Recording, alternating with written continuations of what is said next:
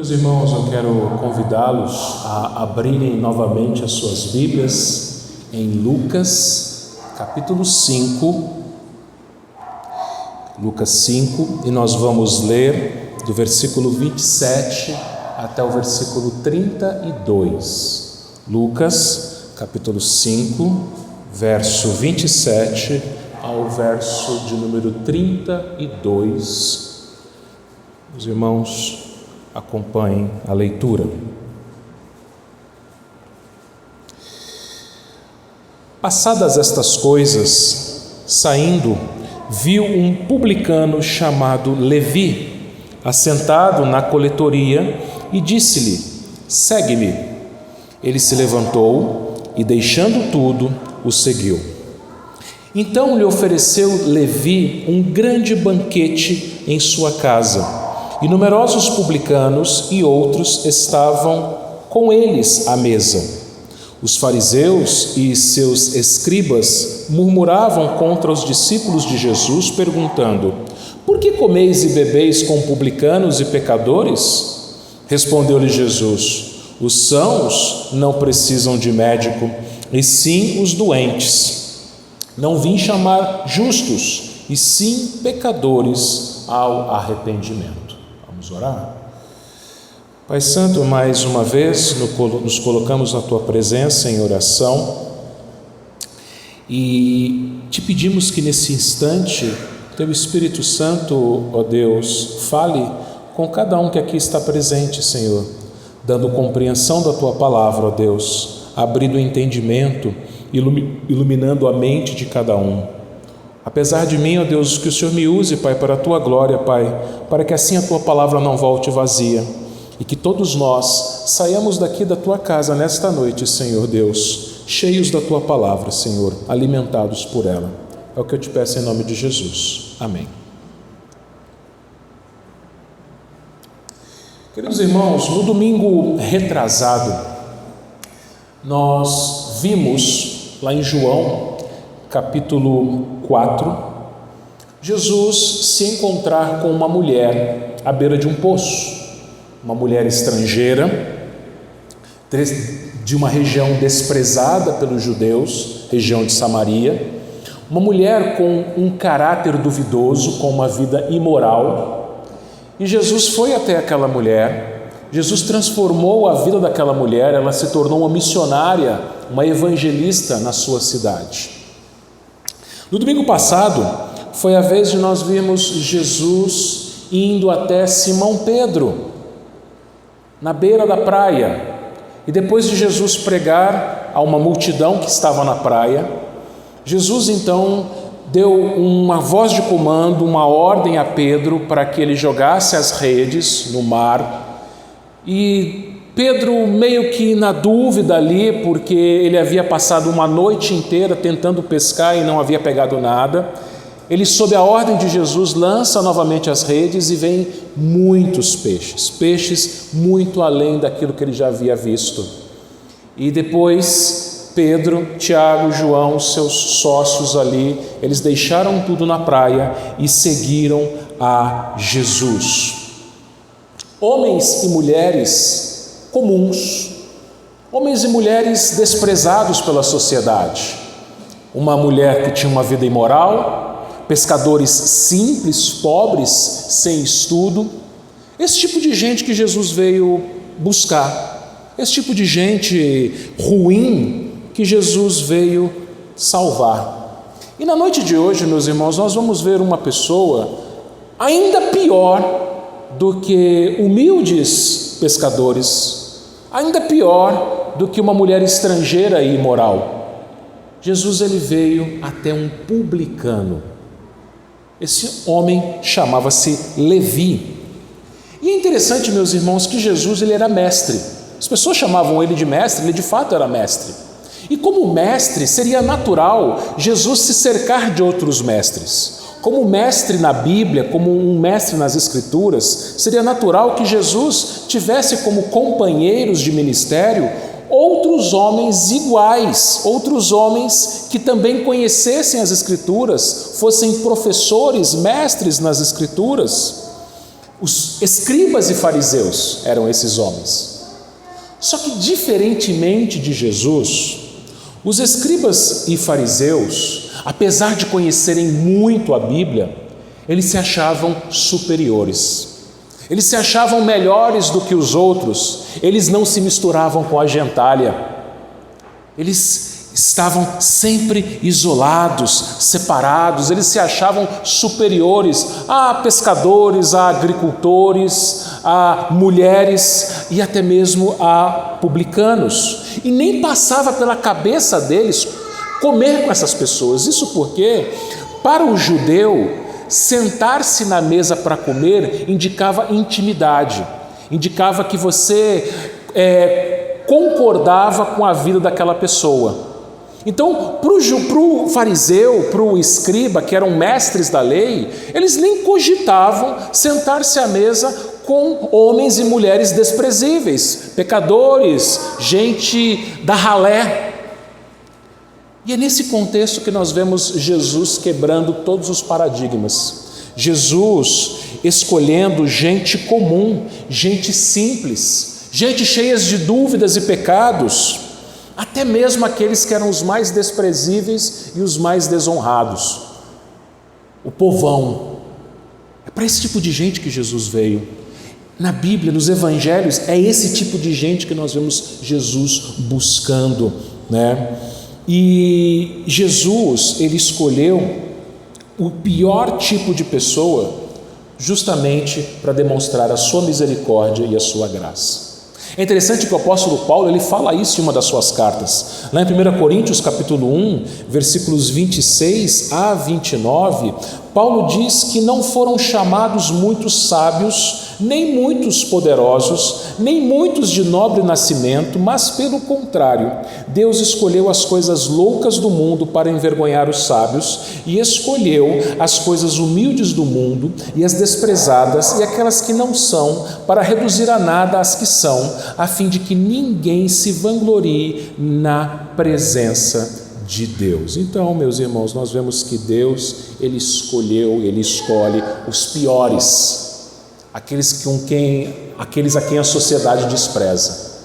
E é interessante que quando a gente olha para a lista dos 12 apóstolos, dos 12, 11 eram galileus. A única exceção, vejam só, era Judas Iscariotes. Mas tirando Judas, os outros 11 eram galileus. E a Galileia, no norte de Israel, era a região mais pobre, a região mais atrasada, uma região mais rural da nação de Israel. Então veja, Jesus, ele não chama para seus discípulos homens da capital, homens da nobreza, homens que eram doutores da lei, mas ele chama pescadores, ele chama publicanos, ele chama zelotes, que eram terroristas, verdadeiros terroristas, os zelotes. Ele chama gente assim, gente ruim, ou ruim, melhor dizendo, né? E aí, quando nós olhamos para o nosso texto, meus irmãos, de Lucas, capítulo 5, versículo 27 a 32, nós lemos que passadas estas coisas, que coisas? Se você voltar os seus olhos para a sua Bíblia, do versículo 17 ao versículo 26, Jesus havia perdoado os pecados de um paralítico e curado as pernas de um paralítico. Jesus estava numa casa lotada de gente, vieram alguns homens, creio que 4, baixaram esse paralítico, Jesus perdoou os pecados dele, curou, e depois dessas coisas, Jesus, ele sai daquela casa e começa a caminhar à beira-mar. Lucas não cita isso, mas o evangelista Marcos, contando a mesma história, vai dizer que Jesus estava à beira-mar, caminhando na beira da praia. E quando Jesus caminhava à beira da praia, nós lemos no versículo 27 que ele viu um publicano chamado Levi assentado na coletoria. Eles estavam em Cafarnaum, à beira do mar da Galileia. E por Cafarnaum passava uma rota comercial que vinha da Síria, de Damasco, e ia até o mar Mediterrâneo. Bem ali, na beira-mar, havia um posto de pedágio. Pedágio não é uma coisa recente. Às vezes você reclama dos pedágios aqui na nossa região, né? O governo do estado, ele lotou de pedágios. Então pedágio não é coisa nova não, meus irmãos. No primeiro século, no Império Romano, já havia pedágio, já havia cobrança de impostos. E bem ali, quando os comerciantes eles passavam naquela rota que vinha de Damasco até o mar Mediterrâneo, eles paravam ali, eles eram obrigados a parar ali e recolherem pedágio e recolherem impostos. E naquele lugar estava assentado um homem chamado Levi, que o texto aqui nos diz. Esse Levi, ele era um publicano, né? O que significa essa palavra publicano? A gente chama de cobrador de impostos, mas é mais do que isso. Os publicanos, eles eram funcionários públicos, por isso a palavra publicano. Então, os publicanos, eles eram cobradores de impostos, funcionários públicos a serviço do Império Romano. Só que veja, naquela época, ser um publicano, ser um funcionário público era diferente de hoje em dia. Por quê? Para você se tornar um funcionário público hoje em dia, você precisa prestar um concurso público. Para ser um publicano naquela época, você precisava comprar o direito de ser publicano do imperador. Então era como se fosse uma franquia. Você pagava para Roma o direito de ser um publicano, você recebia um salário do Império Romano, você então tinha uma cota de impostos, determinados impostos que deveriam ser cobrados, e você tinha a autorização para cobrar a mais. Então, cobrava-se os impostos para Roma e você podia cobrar a mais para o seu próprio bolso. E por causa disso, os publicanos eles eram odiados naquela época. Por quê? Porque eles extorquiam. Eles extorquiam as pessoas, eles paravam qualquer viajante, seja a pé, seja a cavalo, seja de carruagem, sejam os que chegavam de barco, eles paravam qualquer pessoa. O que você tem aí? O que você está carregando aí? Aí abria a bolsa, mostrava o que tinha, eu vou cobrar imposto disso. E impostos altíssimos. E se a pessoa não tinha dinheiro para pagar, eles ofereciam empréstimo. Você não tem dinheiro? Tá bom, eu te empresto a juros exorbitantes, depois você me paga. Só que às vezes a pessoa não tinha como pagar, eles usavam capangas para cobrar. Eram os agiotas daquela época. Então por isso que o publicano era tão odiado.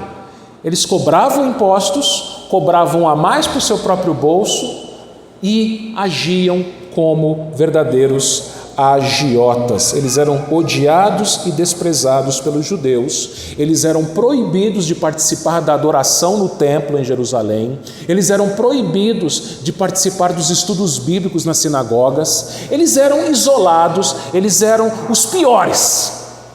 As pessoas nem olhavam para o publicano. Por quê? Porque era um judeu cobrando de outros judeus para Roma, extorquindo outros judeus para si próprios. Eram pessoas terríveis. Mas uma coisa interessante na Bíblia, nos evangelhos, as 3 vezes que nós vemos publicanos, os 3 encontraram perdão do Senhor. Levi, Zaqueu e o publicano da parábola do fariseu e publicano. Esses 3 homens horríveis, Deus perdoou, Deus deu graça a eles. Mas a gente precisa entender uma coisa: não era pecado ser publicano, não era pecado ter essa profissão. O pecado era a extorsão. Alguns publicanos, eles foram até João Batista, lá em Lucas capítulo 3, versículos 12 até o versículo 13, e João Batista respondeu para eles o seguinte: não cobreis mais do que o estipulado. Então, cobrar impostos não era pecado. Jesus mesmo disse: dai a César o que é de César. O pecado era a extorsão, o pecado era a exploração. E quando a gente fala em publicanos, como eu disse, eles eram funcionários públicos. E no Brasil, os funcionários públicos, eles não têm uma boa reputação. Os funcionários públicos no Brasil, muitas vezes, eles são conhecidos por terem a estabilidade empregatícia, trabalharem pouco e ganharem muito.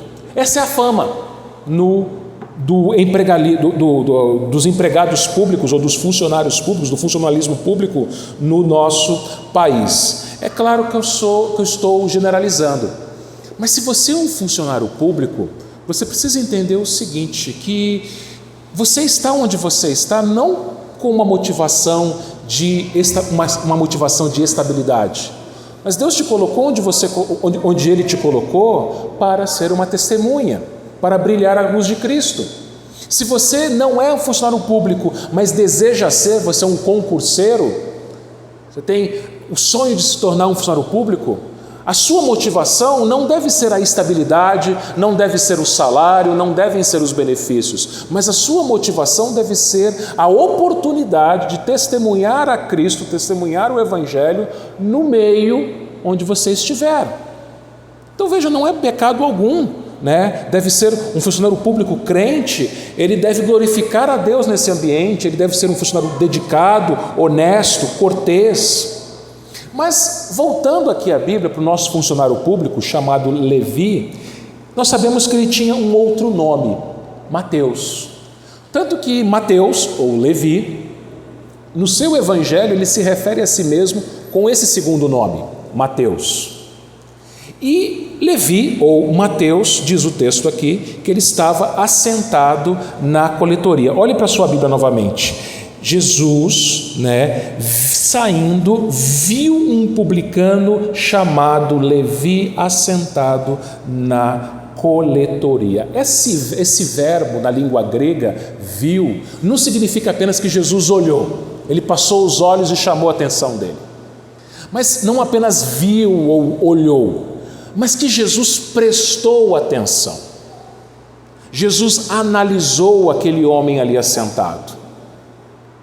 Meus irmãos, quando Deus ele olha para nós, Ele não apenas passa os olhos, Ele vê como nós realmente somos, Ele sonda os nossos corações. Quando Jesus olhou para Levi, o que ele viu foi um homem desprezado, um homem cheio de pecados, um homem que tinha vida errada, um homem corrupto, um homem que a sociedade desprezava, que a sociedade não amava, justamente por causa dos seus pecados. Veja, meus irmãos, Deus, ele quando olha para nós, não há como esconder nada, não há como mascarar a nossa vida diante de Deus. Você pode fingir alguma coisa para os homens. É interessante que quando você olha para a rede social, você olha para as redes sociais, parece que a vida de todo mundo é perfeita, né? Quando você olha para a rede social dos seus amigos, parece que a vida deles é melhor que a sua, que eles viajam, que eles comem fora, que eles se divertem, que eles têm uma família bonita. Parece que é tudo perfeito na vida deles. Só que para Deus não dá para você fingir perfeição. Não dá para nós escondermos a realidade do nosso coração. Não dá para nós escondermos o que se passa aqui na nossa mente. Deus sabe tudo. Jesus ele olhou para aquele homem, para aquele publicano, olhou para os seus pecados, olhou para a sua vida torta, olhou para a sua vida errada. E vejam, meus irmãos, nós não somos melhores que aquele publicano. Paulo, mais uma vez, em Romanos 3, 10 a 18, ele disse o seguinte: não há justo nenhum sequer, não há quem entenda, não há quem busque a Deus, todos se extraviaram, a uma se fizeram inúteis, não há quem faça o bem, não há nenhum sequer. A garganta deles é sepulcro aberto, com a língua urdem engano, veneno de víbora está nos seus lábios. A boca eles têm cheia de maldição e amargura, são os seus pés velozes para derramar sangue, nos seus caminhos há destruição e miséria. Desconheceram o caminho da paz, não há temor de Deus diante dos seus olhos. Todos pecaram.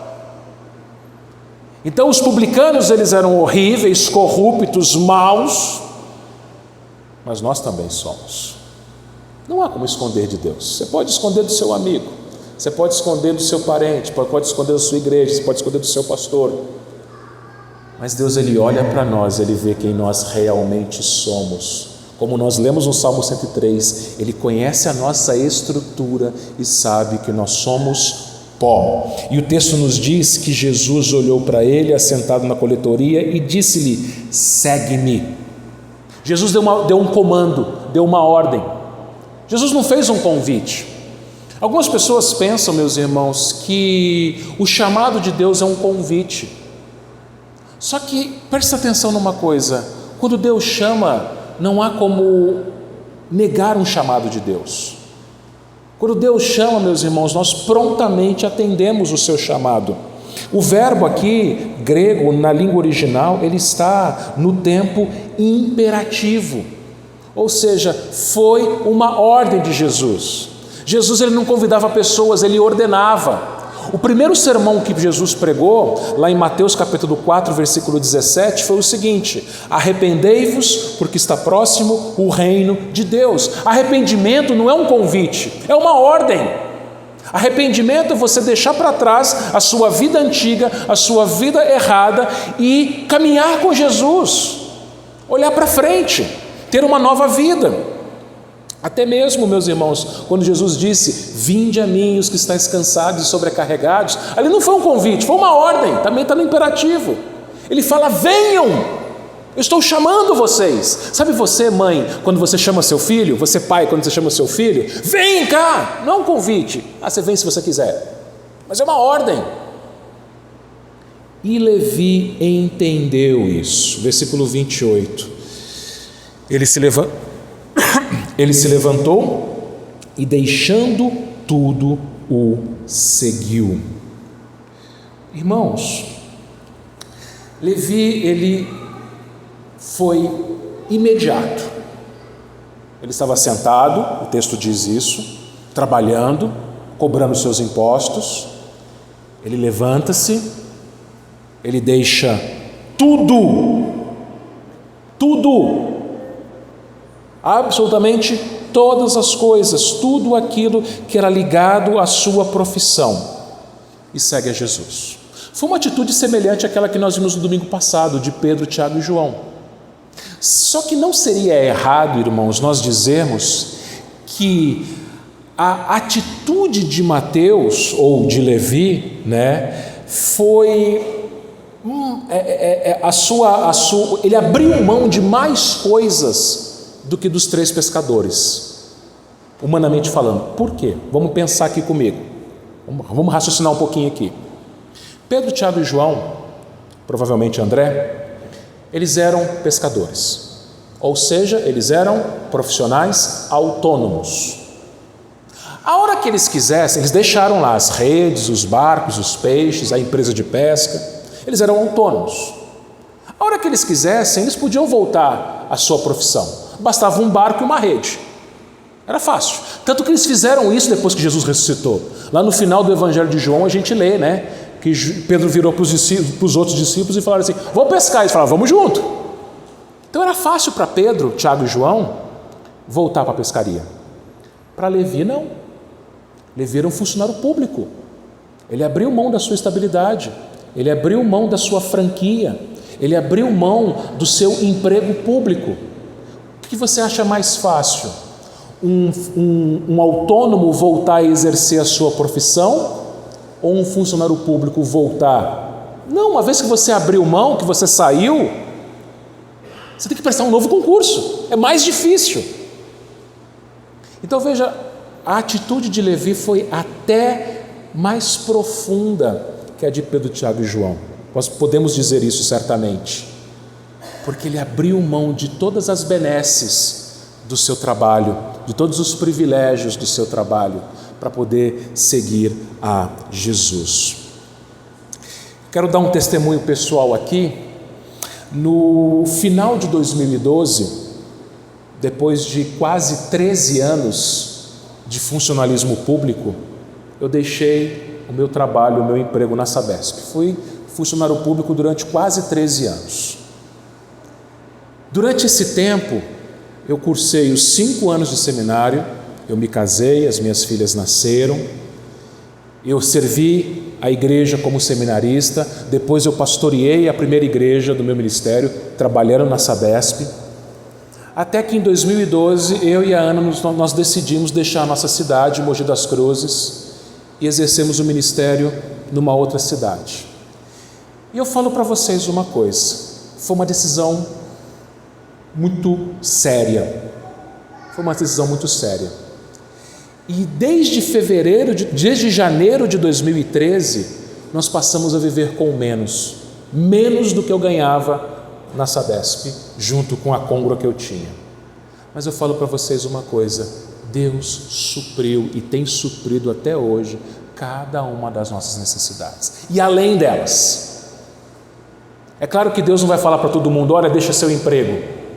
Mas o fato, meus irmãos, é que nós devemos, quando Deus nos chama a fazer a vontade dEle, a darmos um passo de fé, a confiarmos. Mateus não teria mais o seu trabalho, a sua estabilidade, o seu salário. Mateus não teria mais aquele dinheiro extra irregular que ele trazia para o seu próprio bolso. Mateus agora, ao caminhar com Jesus, ele teria que confiar exclusivamente no suprimento de Jesus. No meu caso, é claro que Deus supria as minhas necessidades da minha família através do meu trabalho público.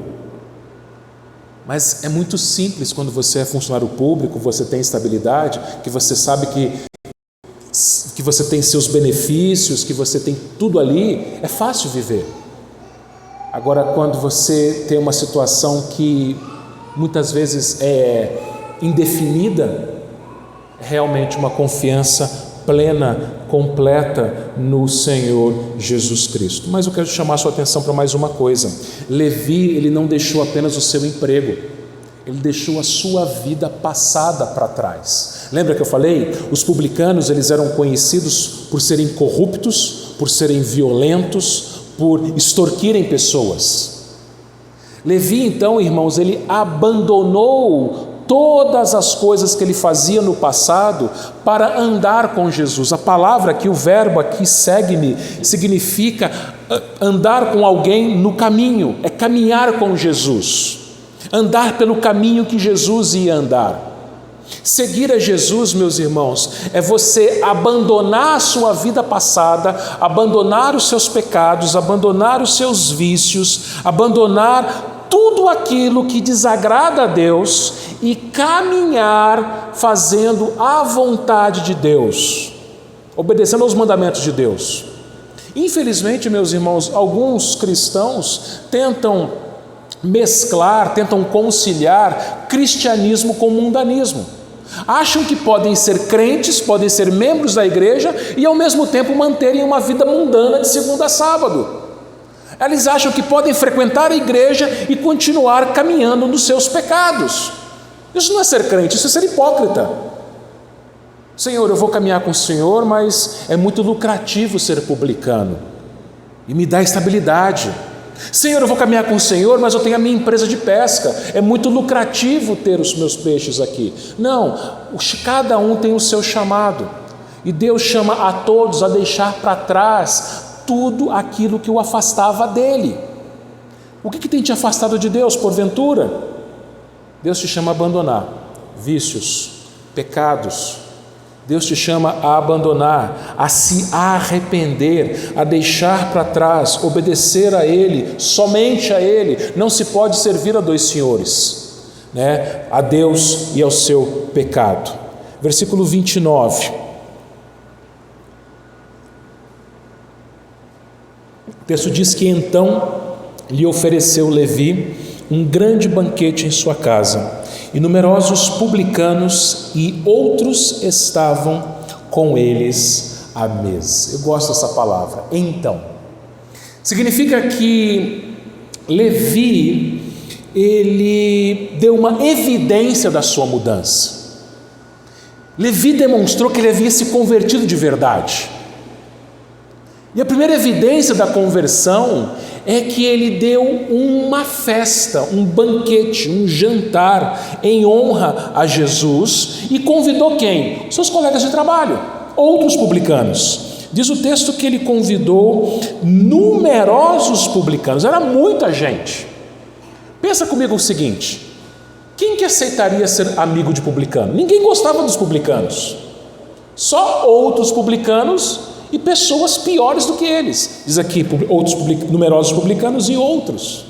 Então, naquela reunião, naquele jantar, naquele banquete, só tinha gente da pior qualidade. só gente ruim. Jesus estava com eles, à mesa. Jesus estava com aqueles homens ruins à mesa. E o texto, apesar de não dizer, fica implícito que Levi estava alegre. Pode parecer estranho, né? Alegre por estar desempregado. Ele estava desempregado, ele tinha aberto mão do seu trabalho público. Mas ele deu uma festa, porque agora a alegria de Levi não estava mais nas circunstâncias. A alegria de Levi não estava no seu trabalho, não estava no dinheiro, mas estava em Cristo Jesus.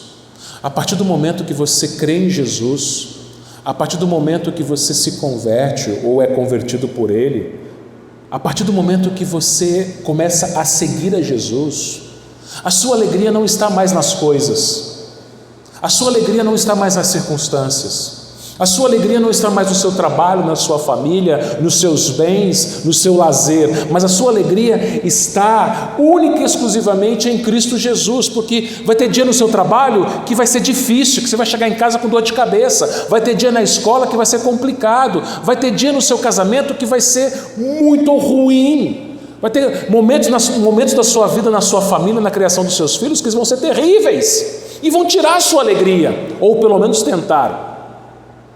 Mas quando você segue a Jesus, você vai ter esses dias difíceis, sim, mas nada vai tirar a sua alegria. Por piores que forem as circunstâncias, você vai ser uma pessoa feliz com Jesus.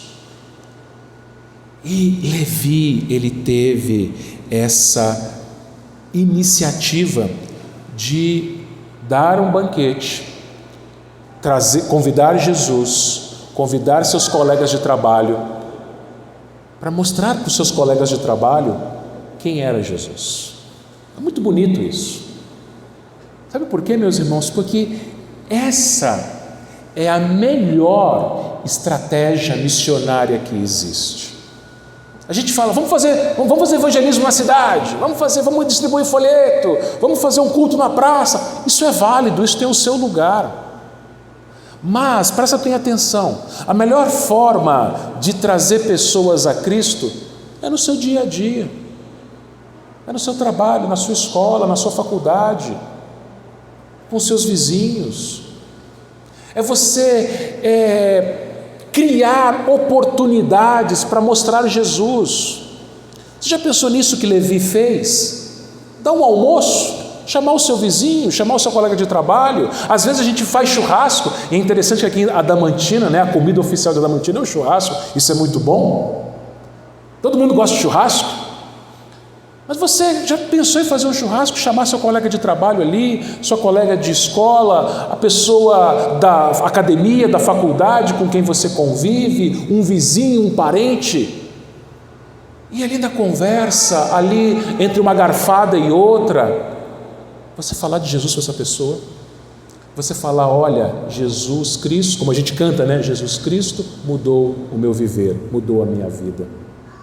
Eu tinha uma vida errada, eu fazia essas coisas, e Ele tem me abençoado, Ele tem me transformado, Ele tem me mudado. E isso, meus irmãos, faz toda a diferença. Porque eles estavam ali, eles estavam ouvindo aquelas coisas, eles estavam vendo o próprio Jesus, e quando você faz isso, você mostra Jesus para as pessoas. Mas eu vou te falar uma coisa, apesar de tudo isso ser muito belo, vai ter oposição, vai ter gente que não vai gostar, vai ter gente que vai pegar no seu pé. Versículo 30, os fariseus e os escribas murmuravam contra os discípulos de Jesus, perguntando, por que comeis e bebeis com os publicanos e os pecadores? Enquanto havia alegria na casa de Levi, na mesa de Levi, havia rancor nos corações dos publicanos e dos escribas e dos fariseus. Lembra que eu falei para vocês? Eles se achavam superiores, eles se achavam melhores, eles não se misturavam com a gentalha, eles nem cogitavam sentar-se à mesa com aquelas pessoas. Jesus vai lá e se senta na mesa com eles. E por que os fariseus e escribas odiavam a Jesus? Porque Jesus falava a verdade. Os escribas e os fariseus, eles não admitiam ouvir que eram pecadores, que precisavam de arrependimento. E Jesus falou para eles que eles precisavam se arrepender, que eles precisavam confessar seus pecados. A verdade, meus irmãos, às vezes dói, mas o Evangelho, ele é como um espelho, ele mostra a realidade. Às vezes você não gosta de olhar no espelho porque você não está bem arrumado. Às vezes você não gosta de subir na balança porque ela vai mostrar o seu verdadeiro peso. O Evangelho mostra para nós quem nós somos. Somos gente feia, gente horrível, gente pecadora. Mas Jesus, ele vem e nos transforma e nos cobre com a sua graça, e aqueles que eram feios e horríveis agora se tornam a bela noiva de Cristo. Pessoas outrora pecadoras e desprezadas agora são o povo de Deus, são os filhos e filhas de Deus, são os co-herdeiros com Cristo. Só que tem gente que não gosta de ouvir essas coisas, tem gente que se acha melhor que todo mundo e fala assim: por que o mestre de vocês anda e come com pecadores? A igreja, meus irmãos, ela não deve ficar em quatro paredes, enclausurada. É muito fácil ser crente aqui dentro. É muito fácil todo domingo você vir aqui à igreja, cantar louvores, ouvir a palavra, terminar, conversar. É muito simples, é muito fácil e gostoso e agradável nós almoçarmos juntos, nós jantarmos juntos, nós partilharmos um churrasco juntos. Isso é bom! Mas no seu dia a dia ali, com aquele seu colega de trabalho que está sofrendo, que o casamento está indo por água abaixo, com aquele seu aluno que tem pais que nem dão atenção para ele, com aquela sua colega de trabalho que descobriu que o marido está traindo ela, com aquela pessoa que você sabe que já tentou suicídio, ou às vezes com uma pessoa que está levando a vida numa boa, despreocupada, e indo para o inferno cega, pensando que está tudo muito bem. A gente não pode fechar os nossos olhos, meus irmãos. A gente tem que ir até essas pessoas e falar: olha, Jesus quer transformar a sua vida, arrependa-se, siga-o, deixe para trás a sua vida. Por isso que Jesus respondeu, versículo 31 e 32, os sãos não precisam de médico, e sim os doentes. Não vim chamar justos, e sim pecadores ao arrependimento. Existe um ditado, irmãos, que o pior cego é aquele que não quer ver. Uma pessoa que recebeu um diagnóstico de uma doença grave, que precisa de tratamento, e essa pessoa não procura um tratamento e continua levando a vida normalmente, essa pessoa é louca. Ela sabe que precisa de um médico, ela sabe que precisa de um tratamento médico, mas ela não quer. Assim eram os fariseus. Eles não queriam, eles se achavam sãos. Está tudo bem comigo. Tem gente assim, não tem? Não quero ir no médico. Geralmente nós homens somos assim, né? As mulheres cuidam melhor da saúde, nós homens não, a gente é mais forte. Não quero ir médico, eu mesmo sou assim às vezes. Só que perceba uma coisa, meus irmãos, assim como tem pessoas dessa forma, que lidam com a sua saúde física dessa forma, existem muito mais pessoas que lidam com a sua saúde espiritual dessa forma. Não preciso de Cristo. Ou então dizem: não, eu sou cristão, eu vou na igreja, ou faço as minhas orações na minha casa, leio a Bíblia na minha casa, ou eu até sou membro da igreja, mas continuo levando a vida do meu jeito, fazendo as coisas do meu jeito. Mas Jesus, ele fala que os doentes é que precisam do médico. Aquelas pessoas que reconhecem a sua doença, elas procuram um médico. Aquelas pessoas que falam assim: eu estou doente, ela vai no médico. Aquela pessoa que reconhece: eu sou um pecador, ela vai até Jesus, ela ouve o chamado de Jesus, ela é transformada por Jesus. Levi, ele sabia o quão pecador ele era, o quão doente ele estava, e ele sabia que os seus amigos, colegas também eram pessoas assim. Por isso que, pensa comigo, Levi, na casa dele, ele armou um hospital de campanha. levou os doentes para aquele hospital de campanha que foi aquele banquete e trouxe o médico dos médicos para ministrar cura espiritual, conversão até aquelas pessoas. Por isso, meus irmãos, nessa noite, eu não sei se há alguém aqui entre nós que tem uma vida como a de Levi, quando ele era publicano. Uma vida insatisfeita. Existem pessoas como Levi, um bom emprego, dinheiro no bolso, bens materiais, amigos, mas insatisfeitos. Gente insatisfeita, gente que tem um coração vazio.